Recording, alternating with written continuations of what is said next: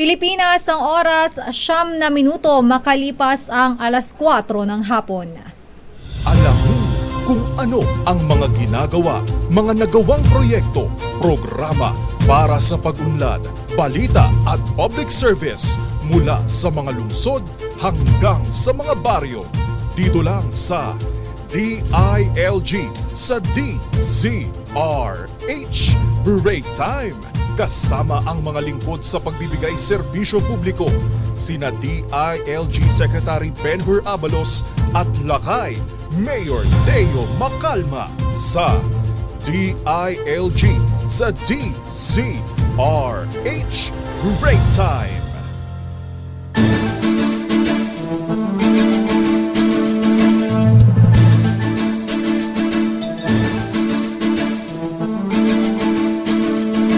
Magandang hapon, Luzon, Visayas at Mindanao. Ngayon po ay Huwebes, November 8, 2020. O Huwebes, Miyerkules. Advance ng isang araw. Ayan. Miyerkules po ngayon, November 8, 2023. At welcome po sa DILG sa DZRH Break Time. Sa ngalan po nila kay Deo Macalma na humahabol. Pansamantalan nyo pong makakasama sa programa, Elaine Apit. At maliban sa akin, ay makakasama rin tayo dito sa programa, ang Undersecretary for Project Development Management ng Department of Interior and Local Government, si Undersecretary Odilon Pasaraba. Magandang hapon, Yusek! Yeah, magandang hapon kasamang Elaine and of course, Lakay Deo, kumusta ka? Makakasama din natin ang ating kasamahan, of course, si Undersecretary Lord Villanueva. Magandang hapon, Pilipinas! At sa lahat ng mga nakikinig at nanonood, Elaine, on air at online, magandang hapon. Ang DILG po ay inyong makakasama dito sa DZRH Break Time upang mas mailapit po ang aming ahensya sa ating mga minamahal na publiko pagdating sa pagbibigay ng serbisyo. At dahil ang DILG po ay matino, mahusay at maasahan na handang paglingkuran at pangalagaan ng ating mga mamamayan. Ako, Yusek, na-miss ka namin dito sa programa. Para ngayon ka na lang ulit namin nakasama on air. Kumusta naman? Busy-busy Pero Elaine, congratulations. Ang ganda rin ng tandem ninyo ni Secretary Benhar Abalos sa ngalan po ng ating mahal na Secretary Benhar Abalos. Magandang hapon. Elaine, good job. Yes, thank you, Yusek. At first time kong nakatandem si Secretary. In fairness, marami ang feedback. Very smooth daw. Maraming salamat po. But anyway, bilang bahagi ng mas pinalawak na paghatid ng balita at serbisyo, ang DZRH po ay live ninyong mapapanood sa DZRH News Facebook page, sa DZRH News Television YouTube channel at sa amin pong website na www.dzrhnews.com.ph at sa cable channels nationwide.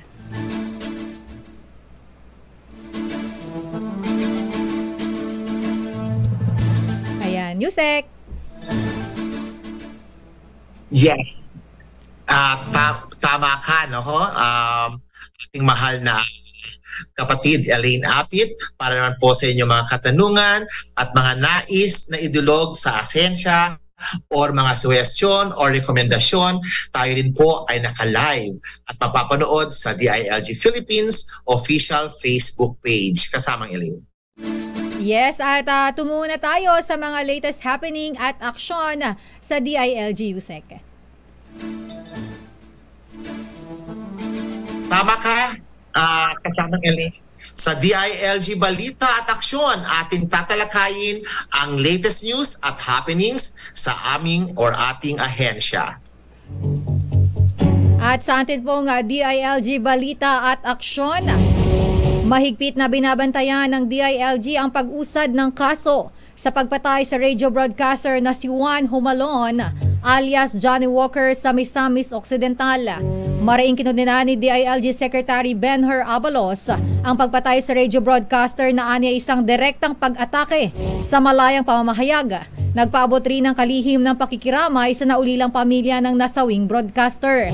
Inilabas ng Philippine National Police ang computerized sketch ng isa sa mga sospek na umano'y naging lookout. Patuloy naman na nakatutok ang DILG at ang pulisya sa pangunguna ng Special Investigation Task Group, Johnny Walker, upang mapanagot ang mga nasa likod ng krimen. Samantala, tiniyak naman ng PNP na kanilang pangangalagaan ang seguridad ng mga mamamahayag at miyembro ng media at bukas ang kanilang linya ng komunikasyon sa sinumang media personality na nakatatanggap ng pagbabanta sa kanilang buhay. Sinaksihan ni DILG Secretary Benhar Abalos Jr. at Senador Ronald Bato de la Rosa ang panunumpa ng mga newly elected barangay officials sa probinsya ng Quirino. Kasama rin sa nasabing event sina Quirino Province Governor Daquila Cua at DILG Region 2 Regional Director Agnes De Leon sa alay sa masa oath-taking ceremony. Pinaalalahanan ng kalihim ang mga bagong halal na barangay officials na ipakita ang pagiging mahusay na leader at pagganap sa kanilang tungkulin at maglingkod ng marangal. Inilatag rin ni Secretary Abalos ang ilang programa na kailangang tutukan ng mga barangay gaya ng serbisyong pangkalusugan, katulad ng nutrisyon ng mga nanay at kabataan, edukasyon, maging ang pagsuporta sa buhay, ingatan at drogay ayawan or BIDA program ng DILG.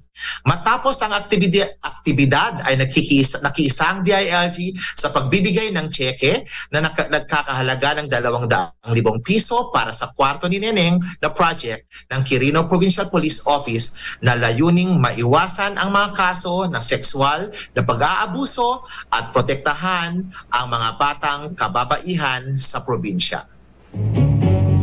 Samantala, nagpaalala ang National Youth Commission o NYC sa mga bagong halal na sangguniang kabataan officials at membro ng Local Youth Development Council na kinakailangang sumailalim sila sa isang mandatory training program bago umupo sa pwesto. Dapat na matapos ng mga SK official at LYDC members ang mandatory training program na isasagawa ng NYC katuwang ang DILG at ang mga lokal na pamahalaan bago matapos ang buwan upang sila ay makatanggap ng Certificate of Training Completion na magiging batayan naman na sila ay karapat-dapat na manungkulan bilang SK officials.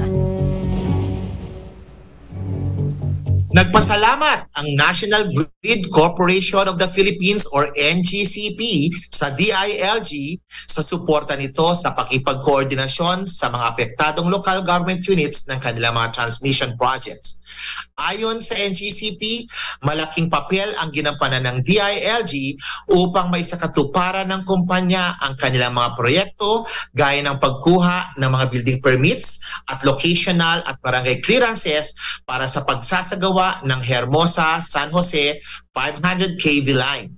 Dagdag pa ng NGCP, importante ang pagtutulungan ng gobyerno mula sa pagpaplano, implementasyon at regulasyon ng mga proyekto upang matagumpay na may sagawa ang mga programa sa sektor ng enerhiya. Aabot sa 155 million pesos ang makukuha sa 8,000 o mula sa 8,000 biktima ng online scams mula January hanggang August nitong kasalukuyang taon. Ayon kay DILG Secretary Benher Abalos, ang data ay mula sa Philippine National Police Anti-Cybercrime Group o yun pong PNP-ACG na siyang umaaksyon laban sa online scammers.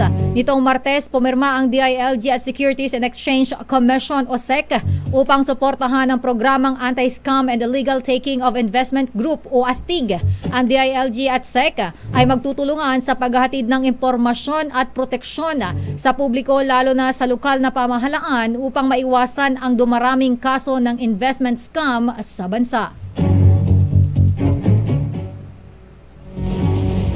Kasamang Elaine, planong isagawa ang National Jail Decongestion Summit upang tugunan ang problema ng jail congestion sa bansa.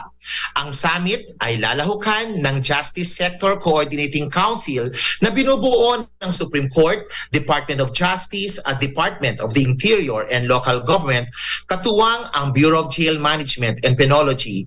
Ayon kay DILG Secretary Abalos, ang summit ay magbibigay daan upang sama-samang mapag-usapan at makabuo ng solusyon at reforma sa overcrowding ng mga kulungan sa bansa. Tiniyak din ng kalihim na nakahanda ang DILG na makipagtulungan sa mahalagang hakbang para sa mas epektibo, makatao at pantay na pagkakakulong ng mga persons deprived of liberty. Ang National Jail Decongestion Summit ay nakatakdang ganapin ngayong darating na Disyembre 6 at 7 sa Diamond Hotel sa Maynila. At ilan lamang po yan sa mga balitang hatid ng DILG sa DZRH Break Time. At Yusek, sa ating pagbabalik, alamin nga natin ang paglulunsad ng kauna-unahan. Hindi po to DZRH kauna-unahang Green Justice Zone sa bansa. Yan po ang ating tatalakayin sa pagbabalik ng ating programang DILG sa DZRH Break Time. Makalipas lamang po ang ilang paalala. Pilipinas, ang oras 20 minutes makalipas ang alas 4. Sa laban na ito, pinapangako ko sa inyo, seryoso tayo rito. Hindi tayo matatakot dahil sama-sama natin lalapanan ang droga. Yan ang gagawin natin. Dahil dito, bida ka. Buhay ay ingatan, droga ay ayawan. Bida tayong lahat sa kampanya laban sa illegal droga. RH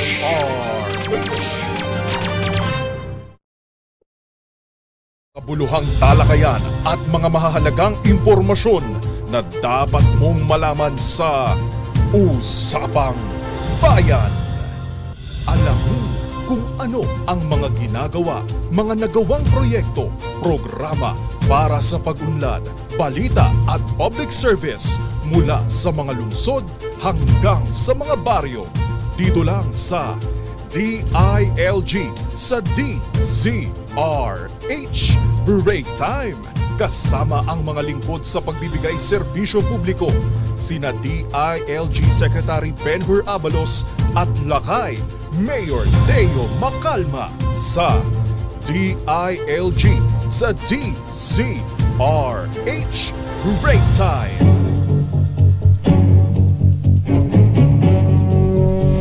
Nagbabalik po ang DILG sa DZRH Break Time. At Yusek, si Yusek Pasaraba ay ating pa rin nakakasama live via Zoom.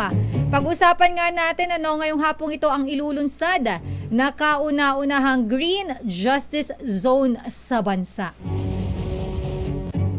Tama ka dyan, kasamang Elaine. Ang first Green Justice Zone ay nakatakdang ilunsad ngayong darating na Biyernes. That will be on November 10 sa Puerto Princesa, Palawan. At kaya naman para ating alamin ang detalye kaugnay niyan, ating makakapanayam ngayong hapon. Walang iba po si no other than Supreme Court Associate Justice Maria Filomena D. Singh. Magandang hapon po, Justice Maria Filomena Singh, ma'am. Magandang hapon po, Yusek, and to Elaine. Good afternoon to all your listeners and viewers.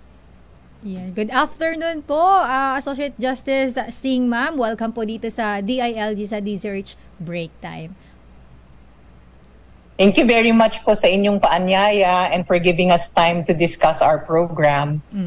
Yeah, kasamang Elaine. Madam, kasama din natin po si Yusek Lord Villanueva on behalf of Secretary Benhur ng DILG. Ma'am, maaari niyo po bang ipakilala sa ating mga tagapanood at tagapakinig kung ano ang Justice Sector Coordinating Council at sino-sino po ang membro nito at ang mandato ng ating JSCC? Okay, thank you po. Before I answer your question, Yusek, gusto ko po sanang batiin ang aking kaibigan na si Yusek Lord. Yusek Lord, hello. I will see you on Friday in Puerto Princesa. Ito pong JSCC or Justice Sector Coordinating Council ay binubuo ng ating Department of Interior and Local Government represented by the SILG, by the Department of Justice represented by SOJ, and by the Judiciary led by the Supreme Court, of course chaired by the Chief Justice Alexander Hesmundo. Ang alam po natin, pag pinag-usapan po ang hustisya sa ating bayan, medyo ang mga kababayan natin naiinip, napapagod sa paghihintay, nagrereklamo sa atin bakit ang tagal naman ng usad ng hustisya sa bayan natin, no?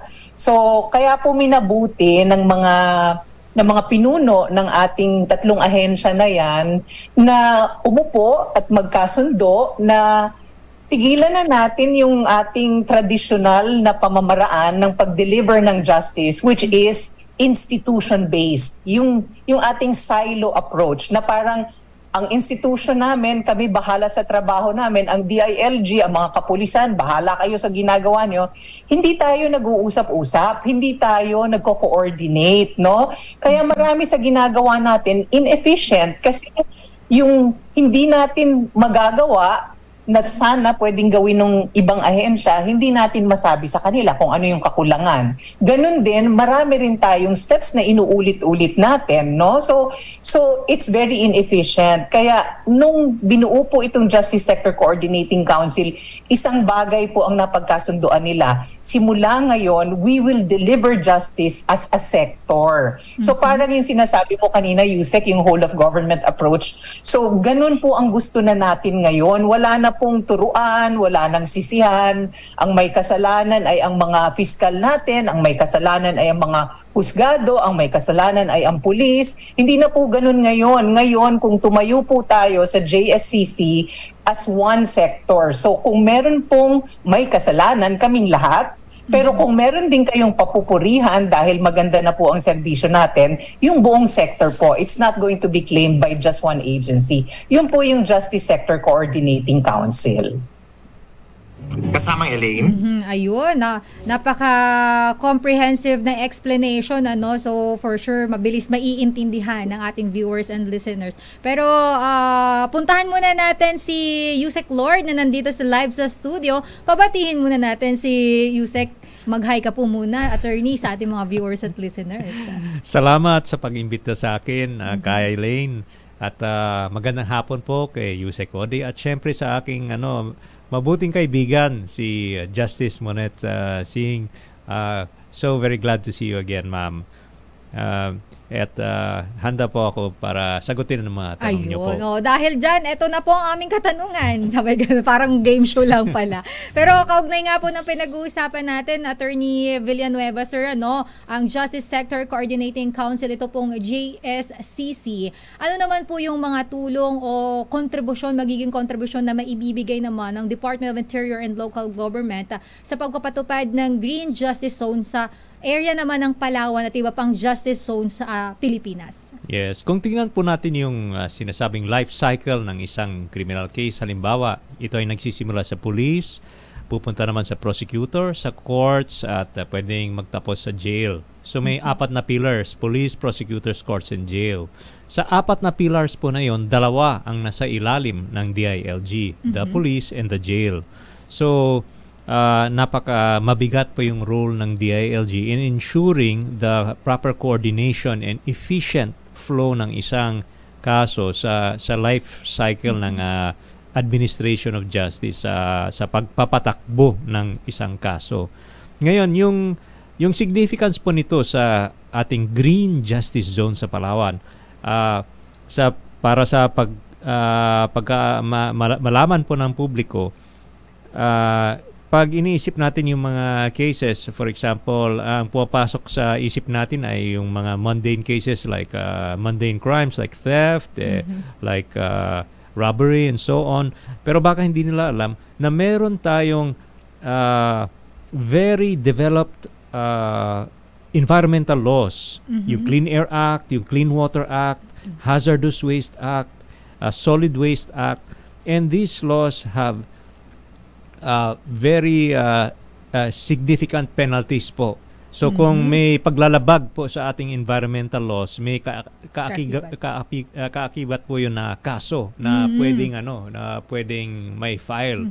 So yung mga penalties po noon nakalagay po pag may irreversible contamination of the water, halimbawa pwedeng hanggang 12 years imprisonment. Napakabigat po. Kung meron pong paglabag sa Solid Waste Act, depende sa kung gaano kabigat yung yung damage sa environment, pwedeng umabot ng 6 years naman yung imprisonment. So yung mga ganyang klaseng krimen ay gustong palakasin ng DILG at ng Justice Sector Coordinating Council ang enforcement po nito para mas lalong maproteksyonan ang ating environment at para malaman din ng publiko na may matatakbuhan naman sila sa ating DILG, sa ating courts, kung sakaling may nakita silang naninira sa ating environment at gusto nilang magreklamo.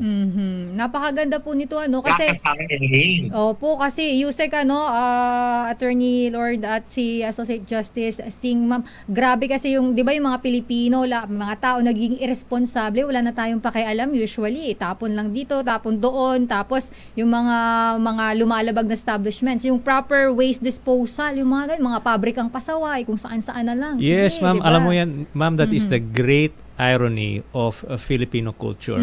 Ang mga Pilipino, napakalinis sa ating katawan. Sa ating katawan, napakalinis, di ba? Kung hindi ka 2 beses sa isang araw naliligo. Oo, totoo yan.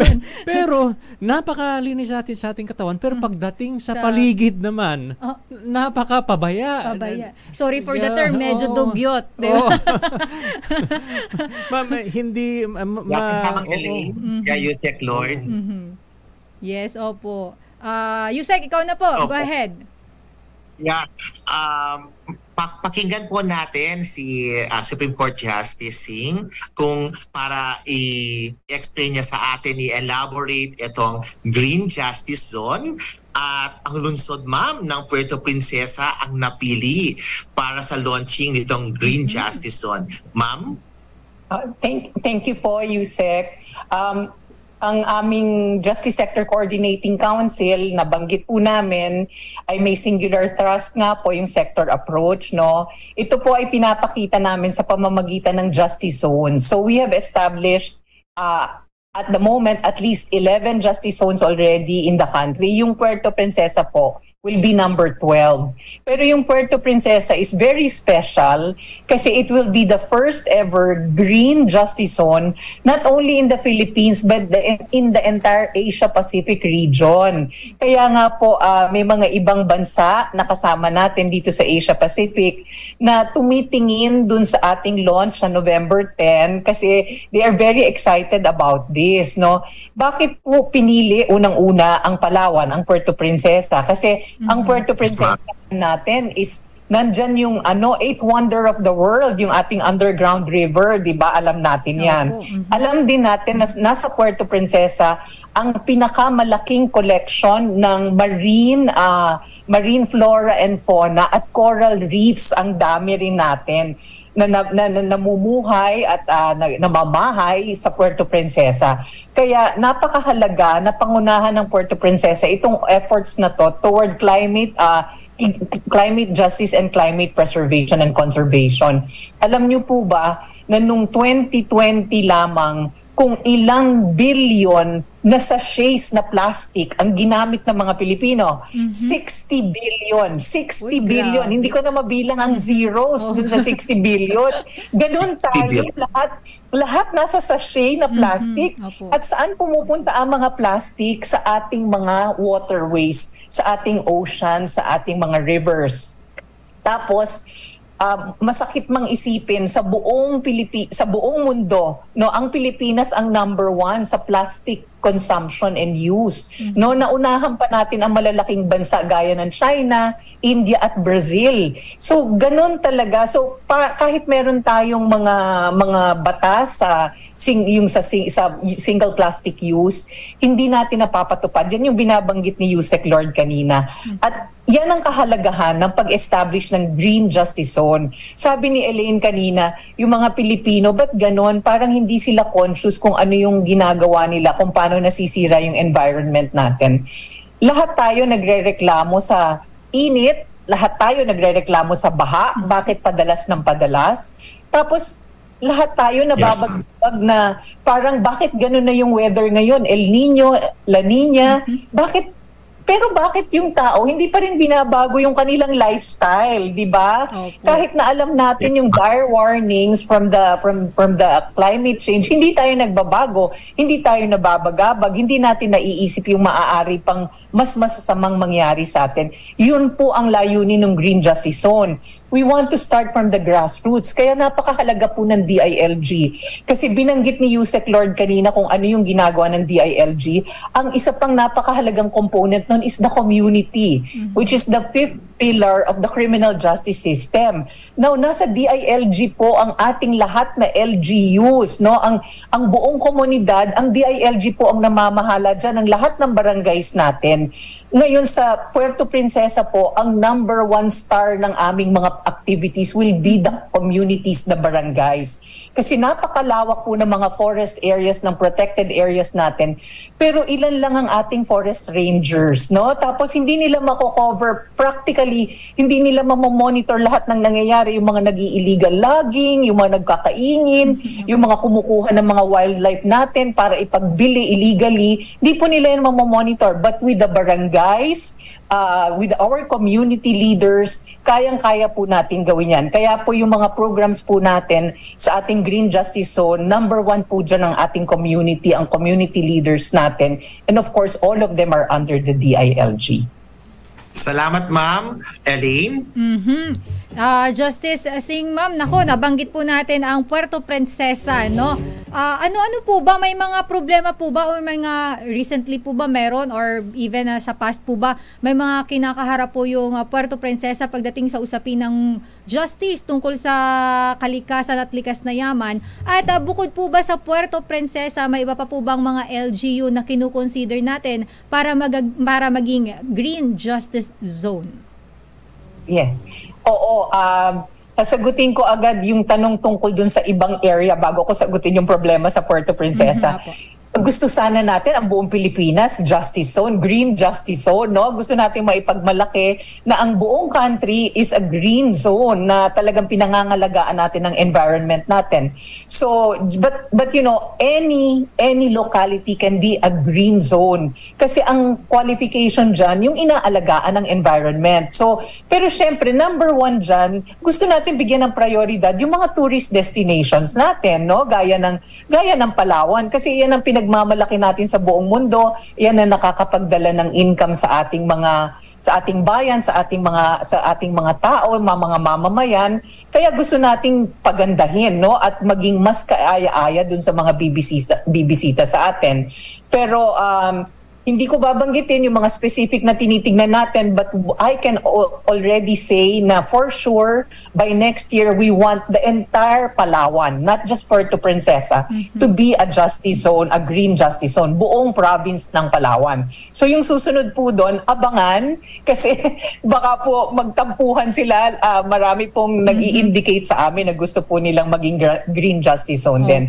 Now, as to your first question, ang napaka number 1 na problema po natin ngayon doon ay yung wildlife trafficking, no? Ang dami po kasi nating mga wildlife na mga rare and endangered species na nandoon po sila sa Palawan. Ang isa na po dyan ay yung pangolin, no? Nakita na po ba natin yung pangolin? Napaka-cute po nila.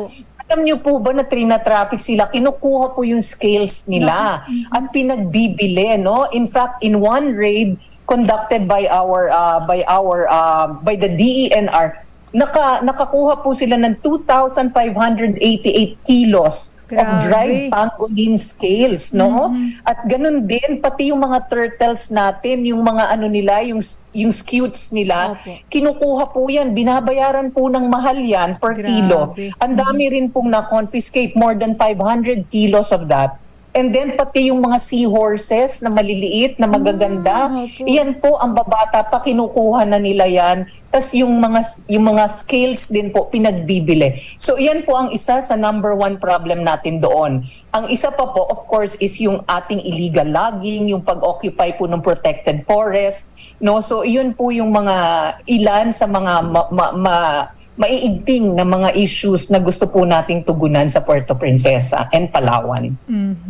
Grabe pala, Justice, ma'am?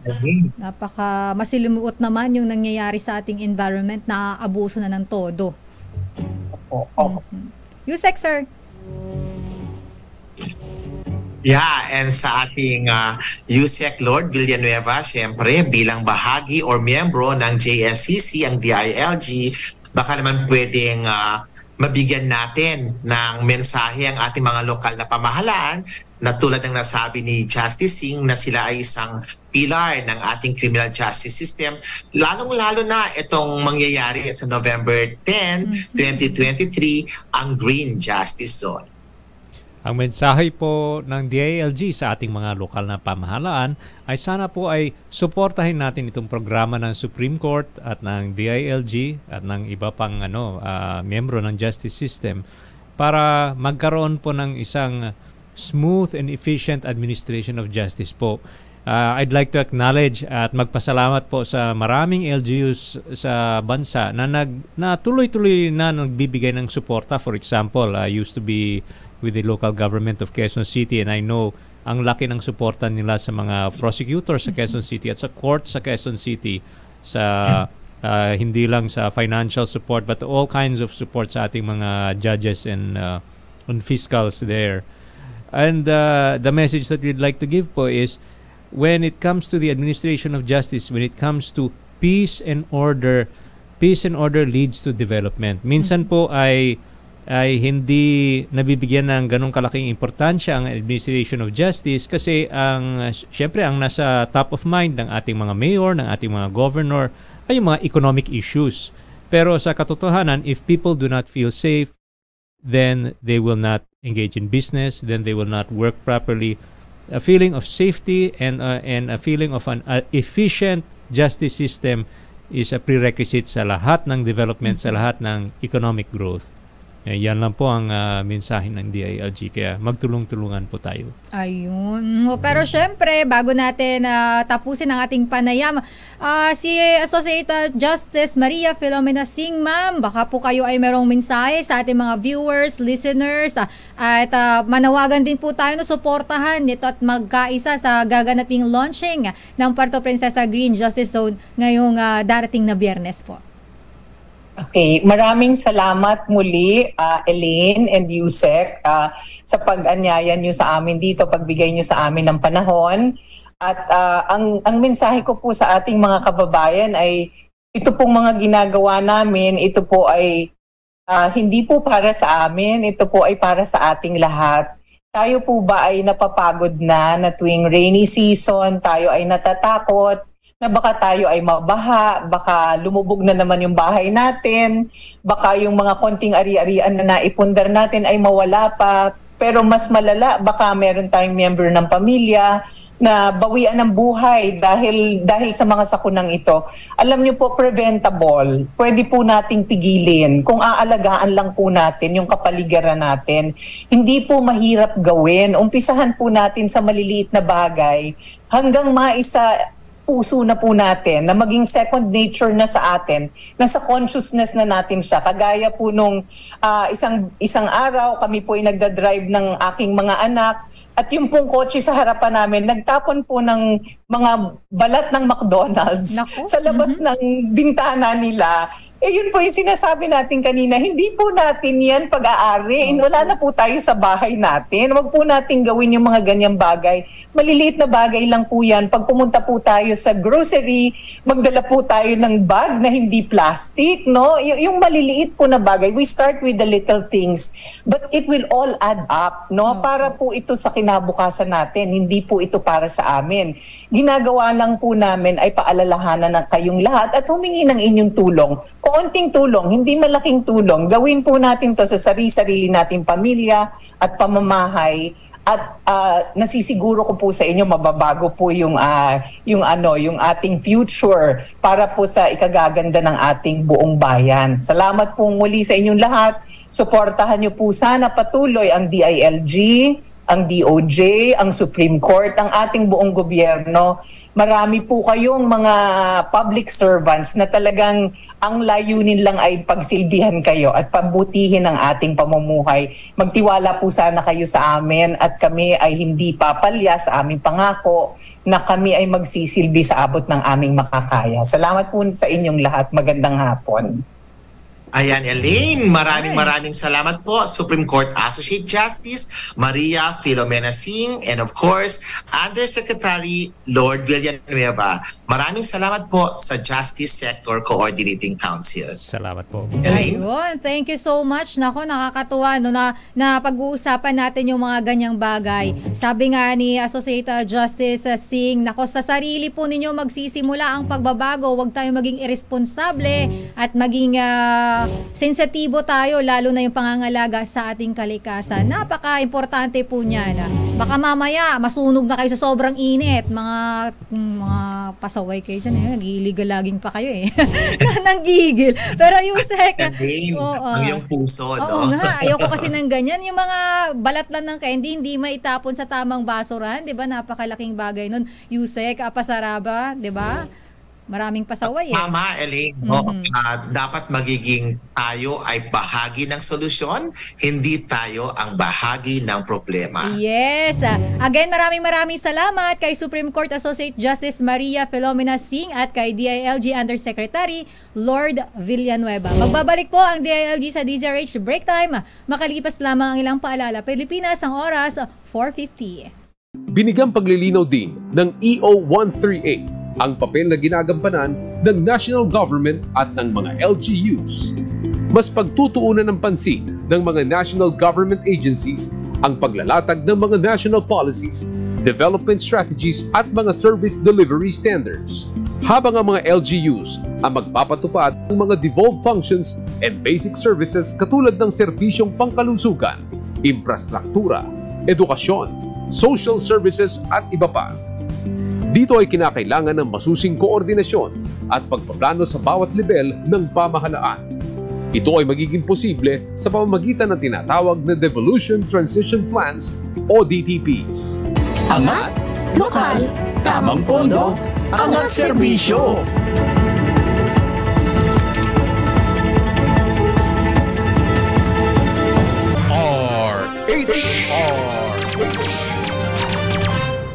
Makabuluhang talakayan at mga mahahalagang impormasyon na dapat mong malaman sa Usapang Bayan. Nagbabalik ang DILG sa DZRH Break Time. At ngayon naman, pag-usapan nga natin ang pagdiriwang ng National Children's Month ngayong November. At kaugnay po niyan, alamin natin ang mga proyekto ng ating lokal na pamahalaan para sa ating mga kabataan. At nakakasama pa rin natin live via Zoom si Undersecretary Odelon Pasaraba ng DILG USEC. Sige, medyo nawala yata si Yusek sa ating Zoom. Babalikan na lang natin maya-maya, no? Pero isa sa mga lokal na programa na tumutugon sa pangangailangan ng ating mga kabataan ay ang ECCD o yun pong Early Childhood and Care Development Mobile Program sa munisipalidad ng Sorala, dyan po sa South Cotabato. At kaugnay po niyan, para mas maintindihan po natin at mas malaman natin kung ano itong programang ito, makakapanayam natin live via Zoom ang butihing Mayor ng Surala na si Mayor Pedro Matinong Jr. Mayor, magandang hapon. Welcome po dito sa programa. Yes, good afternoon, Ma'am Elaine. Isang matinong na hapon po sa ating lahat. Kamusta po? Ang ganda naman, Mayor Matinong talaga, saktong-sakto, tagline. Yes. Ayun, gusto ko yan. Opo, very creative. In-English po yung pangalan ko is Peter Silence po. Opo, nakakatuwa very creative. Pero balikan po natin, Mayor, si Yusek Kapasaraba. Okay na siya sa ating Zoom, yes, Yusek. Po. Hello, Mayor Pedro Matinong Jr. ng Surala. Mayor, kumusta po dyan? Matinong na hapon po, Yusek. Kamusta po? Okay lang po. Nandito kami sa Davao ngayon. Salamat sa pagpapaunlak mo sa ating live interview dito sa DZRH DILG Break Time. So, kasamang Elaine, pakinggan natin si Mayor tungkol dito sa Early Childhood and Care Development Mobile Program ng kanilang munisipalidad, Mayor, ano ang layunin nito at paano nyo po pinaganda at paano nyo sinulong ang programang Early Childhood and Care Development Mobile Program? Yes, ulit, isang matinong na hapon po sa ating lahat, sa buong mundo, sa buong Pilipinas, Yusek, Ang layunin po ng ECCD po is napakagandang programa, Ang layunin po ng ECCD na mobile program po ay para po sa mga batang na edad na 2 taon at 4 na taon po, na nakakatira po sa mga malalayong lugar, na wala pong mga development center. Sila ay mga batang nais pumunta sa mga center, ngunit hirap po sa buhay at malalayo ang kanilang mga lugar. Mahirap silang maabot ng mga programang, particular na po ang ating ECCD program. Mayroon po tayo mga supplementary feeding program dito at saka yung parent effectiveness service. At monitoring po sa mga child height and weight nila at pagtuturo sa mga bata. Ang child development worker po natin na kung saan ay ang routine po sa loob ng center ay tinuturo po nila ito sa mga bata. Yusek. Opo. Mayor, of course, kayo po bilang alkalde, ano po ang nagbigay sa inyo ng inspirasyon or ano po ang inyong naging kumbaga goal talaga para isulong itong programang ito? Ito pong Early Childhood and Care Development Mobile Program. Ma'am Elaine, yung inspiration ko po rito sa pagsulong nitong programa, yung sarili ko po mismo. Kasi nung panahon na ako'y bata pa po, lumaki po ako sa isang remote area, isang sitio po na isang barangay. Hindi po ako nakaranas noon ng mga ganitong programa. Kaya nung nanalo ako bilang mayor dito, kinausap ko kaagad yung aming focal person sa ECCD program na tutukan ito at saka mag-additional tayo ng staff na kung ano pa yung mga kailangan natin i-upgrade sa ganitong programa, is gagawin natin. Mag-additional tayo ng mga budget dito. Para kasi Ma'am Elaine, Yusek Idilo, dito sa aming bayan sa Surala, marami pa kasi mga remote area. Nung ako'y nanalong councilor ng previous election, inikot ko po ang bayan ng Surala. At saka doon ko nakikita sa mga remote area na wala pang mga daycare center. At sa nakikita ko na kailangan talaga itong tutukan pagdating ng panahon. Sa Surala kasi mayroon tayong 56 na child development center. At saka ongoing po mga construction natin ngayon sa mga daycare center. Ang aking po inspiration isa pa po is gusto po natin na yung mga bata sa mga remote na area ay kailangan po natin silang tutukan na kailangan pundasyon sa pag-aaral na mas maging matibay para pagdating ng panahon sa ating administrasyon is masasabi natin pagdating ng panahon kung itong mga bata kung nag-aaral sila, mabibigyan sila natin ng pagkakataon na bago yung kanilang buhay, matulungan nila ang kanilang pamilya para makaahon sila po sa mga kahirapan. Gusto malaking bagay po yung nasa puso natin yung pagpapaabot ng mga serbisyo. Kasi naniniwala po ako, Ma'am Elaine, Yusek Odilon, na yung mga bata po is pag-asa ng ating bayan.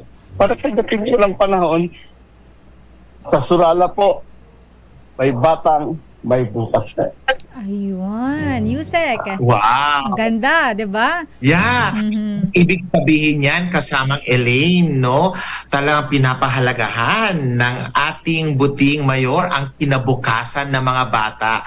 Sa lahat ng mga nakikinig, bakit po itong ating mga best practice sa local government units? Because ang buwan ng Nobyembre ay sineselebrate natin ang National Children's Month.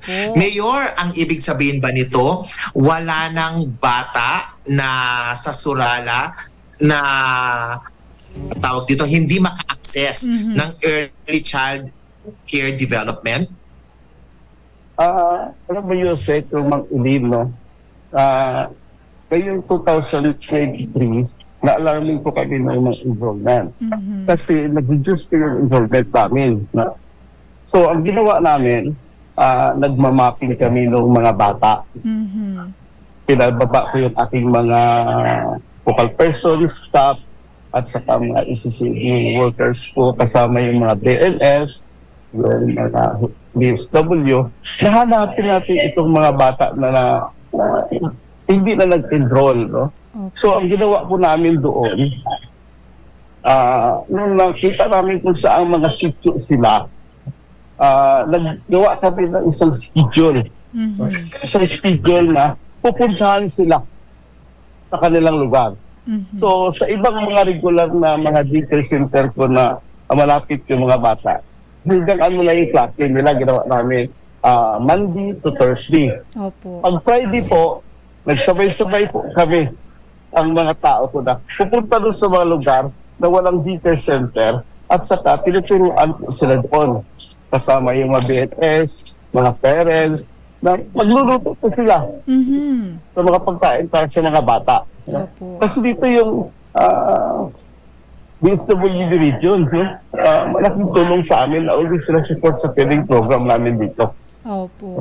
Kasi lahat ng mga programa ng national government through LSWD operators, pinututukan namin ng additional kami ng staff para lahat ng mga program na kasama sa mga bata is matutukan namin maagapan na makuha yung mga programa na yun. Kailangan namin dito para sa mga bata. So, ang ginawa dito, every Friday, sama-sama yung mga tao ko na pupunta sa lugar na yon para magturo sa mga bata. So, Monday to Thursday, nawala yung mga teacher ko. Yung mga parents naman po ang in-advise namin na mag-continue sa pagtuturo sa kanilang mga bata. At saka yung mga parents din, in-advise namin na magtanim din ng mga gulay para continue yung nagluluto sa mga bata. Opo.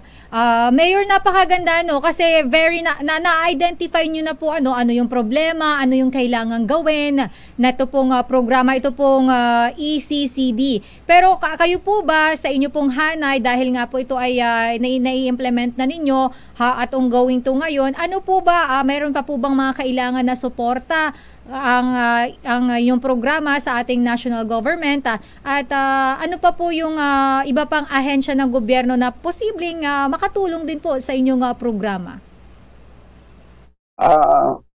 Alam mo, Ma'am Elido, ito sa bayan ng suporta. No? Kailangan natin na magtulungan with the national government regarding sa concern ng bata. Alam mo ngayon, nung umupo ako ng 2022, mayroon akong inilaan na budget kaagad sa patayo ng 2 daycare center. Tapos yung provincial government continue yung support sa akin sa request ko. Magsabay-sabay kami sa pagpagawa ng mga daycare center dito sa bayan ng Surala. Sa ngayong taon po, mayroon po akong binadget ulit through special sa set ko, Special Educational Fund, na naglagay ako ng priority na magpatayo ulit ng 2 daycare center dito sa bayan ng Surala. So, mayroon pa akong natitira pang mga 7 area na hindi ko pa na renovate o napagawa ng bago. Mga 7 area na lang, mga awa ng Diyos, baka pagkatapos na itong term ko, baka sa susunod na taon makapagawa uli ako ng 2. So kukunti na lang with the help of the provincial government, baka maayos ko na yung mga daycare center. So ang kailangan ko lang din talaga is sa national government, ang hindi ko lang talaga sa kanila na support sa bayan ng Surala is magtulungan tayo. Ayun. Kasi nakikita natin itong mga bata na ito na kailangan talaga nila na, especially sa mga remote area, yung daan talaga, Mag-Elaine, no? Yung daan talaga. Kapag isa rin priority ko yung pag-request sa iba-ibang ehisa, sa DA, sa congressional, sa province, napapagawa ko yung mga daan, mga tulay. Even sa budget ko sa MD, napagawa ko ng mga hundreds na magkakonect lang sa ibang mga sityo para yung mga bata makapag-aral po. Opo. Kaya dapat tayo magtulungan. Okay po, opo. Kailangan yung support yun. At saka, ang importante po, isang concern po natin, ay dapat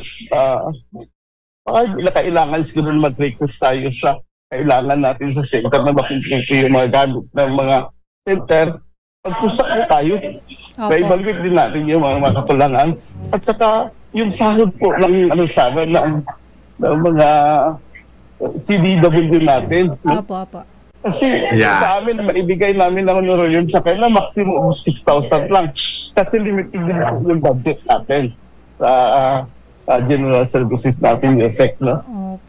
Umihingi ako ng ayuda sa inyo for the additional equipment, additional building, and additional salary po ng ating mga CDW.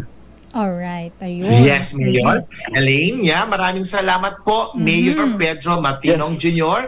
ng Surala, South Cotabato, ang nagsusulong sa kapakanan ng ating mga kabataan, mga early childhood care development programs.